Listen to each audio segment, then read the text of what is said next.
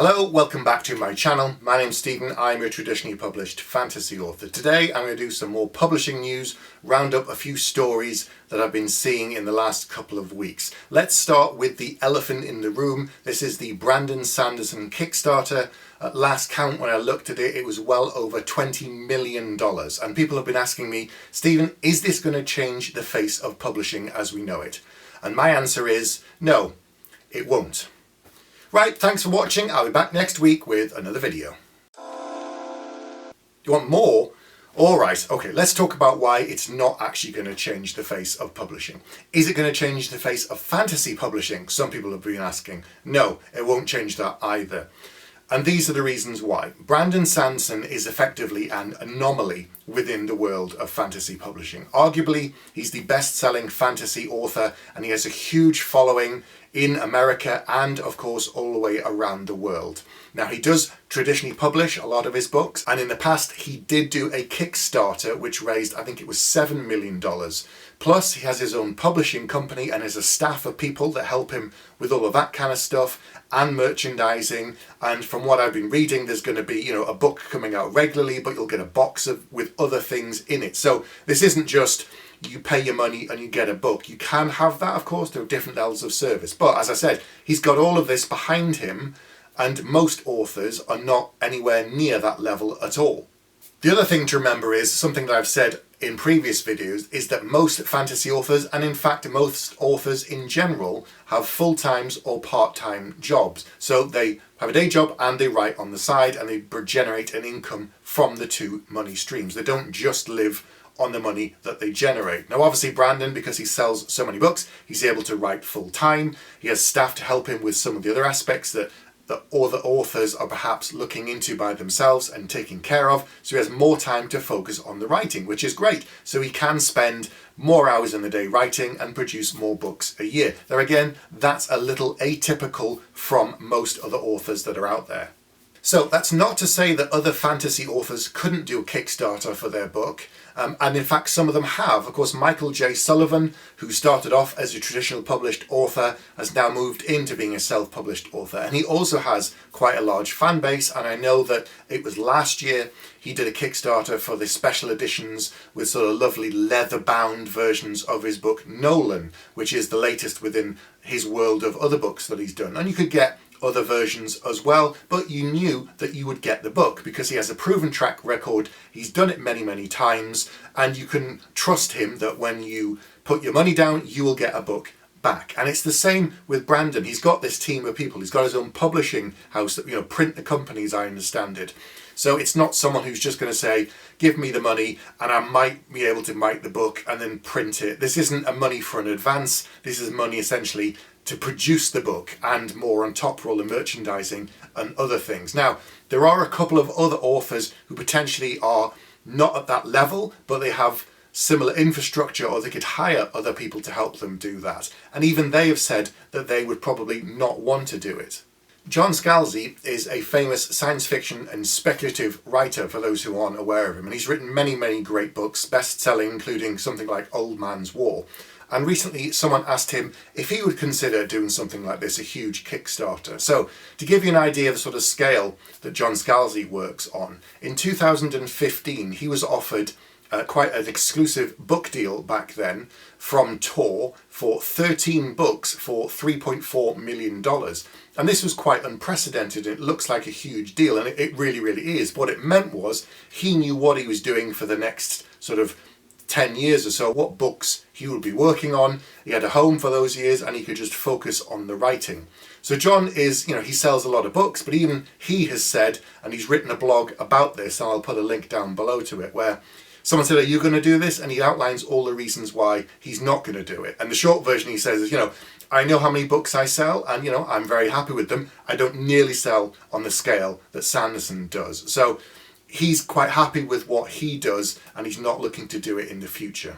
So it isn't really going to change the industry. From what I understand, the books will come out through Brandon Sanderson originally, and then later on they might be released in a more traditional publishing method. Now, the only downside that I can see is that there's a lot of fear of missing out. And if you live outside America and you want to get your hands on these books, then it's a little bit more difficult because the international postage costs are extremely high. Now, of course, you could get the ebook, but when they're producing these wonderful physical copies, you really want to, get your hold of it and have it in your hand too. You could wait for when his mainstream traditional publisher will do it as well, but again, that kind of goes back to that fear of missing out thing. So I guess fans have then got a choice. Do they pay the extra if they can afford it and get the books throughout 2023, or do they go for the ebooks, or they just wait a couple of years for it to come out through a more traditional publishing method? So there are options available, but I can understand why some fans felt a little bit kind of cut out from this.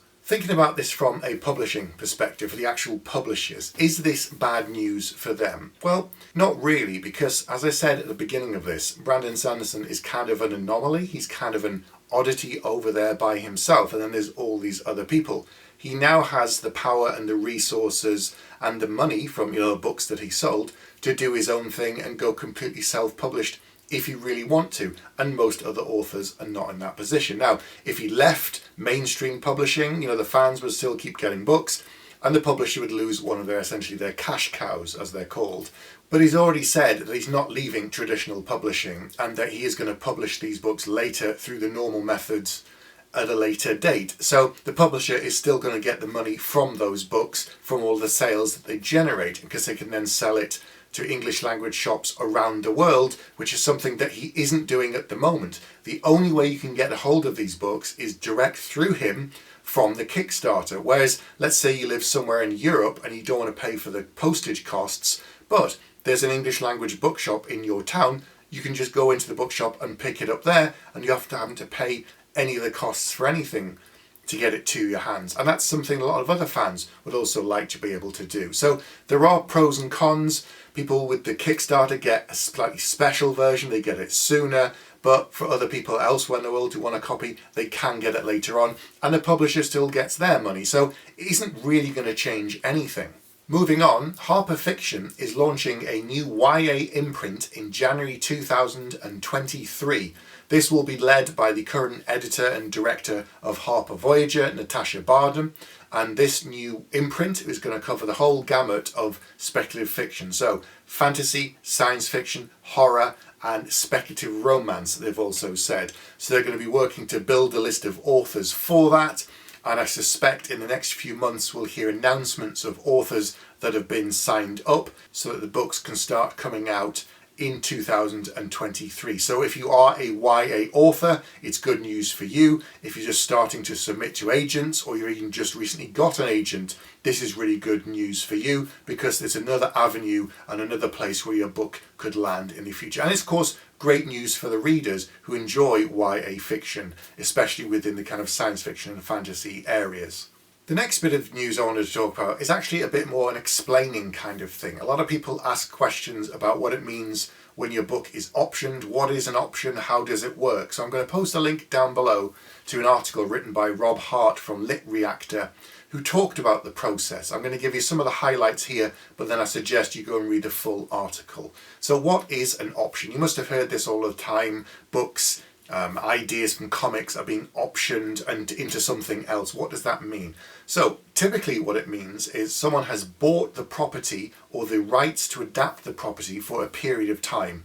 And an option is usually about 2 years. So they pay you a nominal amount of money, a chunk of money. It's not life-changing money, but it's kind of like placeholder money that sort of says, we're going to hold on to the material for adaptation rights, not for anything else. They don't own the book. If you're still printing the book, you still get all of the money as normal. They don't get any of that. All it means is nobody else can change the book and transform it into film or TV. They have an exclusive thing for a period of time, about 2 years, and you get paid for that, whether they actually do something with it or not. If they don't do anything within that kind of period of time, you still get to keep the money, and then the rights are then back on the open market. So if someone else wants to buy them and option them again, they can do so. Now, there are a number of very big fantasy authors that I know whose books have been optioned for many years, many times. They just kept being re-upped because They don't want anybody else to have them. They know it's an exciting property. Maybe they're trying to get the finance for it. Maybe they're trying to get scripts written. Maybe they're trying to get the money from a studio and it just hasn't gone through. So they keep buying the rights for it. And relatively speaking, say it was $20,000 for the rights for 2 years. You know, for you and me, that's quite a lot of money. But for a studio, for a production company, for an actor, it's absolutely nothing. It's peanuts. It's coffee money. But if they can kind of hold on to the rights for $20,000 for 2 years, you know, that's great. One episode costs so much more than any of that for TV or film. So they're kind of laughing. The next misconception is that surely if your book has been optioned, it's going to be made into a TV show. And of course, it's not actually true. The odds of it happening are very, very low, even if you have been optioned. The other thing to think about is that even though now we're living this kind of golden age of content, there's so many streaming platforms, so many TV shows being made all the time, surely it's going to be optioned. And I spoke about this in a previous video and saying that, you know, it's good news if you're optioned, but it doesn't mean that it's guaranteed, because even though they're making more original TV content than ever before, and to do that, it's a lot easier for them to take an existing concept and adapt it than to come up with something from scratch. That still isn't a guarantee, because they buy the rights off you because they love this book that you've written, and then they go and trying to sell it to someone else, and that's where they can run into all sorts of problems. Even if the next person they sell it to really loves it, they then have still to get the financing. Then they have to get, you know, a big name actor on board perhaps, which will give them a bit more clout. If you want to go to a production company to then say, right, we've got this person on board, this material, it's really great, you know, will you pay us a whole chunk of money so that we can make it for TV? And then they have to then sell that on to like a Netflix or an Amazon Studios or someone else. So it's a long, drawn-out process with many steps that I clearly don't understand because I've never gone through it. I'm just going on anecdotal things that I've been told by other people. But there are many reasons why so many of these things that are optioned just never happen. They just fall at one of the many hurdles along the way. Like, I know some people have said to Joe Abercrombie, why hasn't your stuff ever been optioned? And I suspect they've tried many times in the past. It just hasn't come off for any number of reasons. It's one of these things where I'll believe it when it appears on TV, and until then, I'm still not going to believe it. Because you've heard about something being optioned, they produce a pilot, and you think, oh, it must be going to go somewhere now, and it still doesn't happen. Somebody sees the network, or someone sees the pilot, or they test it on audiences, and it just doesn't fly, and it can be cancelled. And at that point, they've spent millions of dollars probably on it, but it's still not enough to get it over the line. So an option is good. Read the full article, I'll link it below. It's interesting, goes through more of the stages and what can happen, and the odds also are being optioned. But an option is nice, take the money basically and smile, because it doesn't mean you're going to end up with a TV show based upon your book. So that is all I'm going to talk about this week as well, but as ever, I'll be back next week with another video, and I look forward to your comments.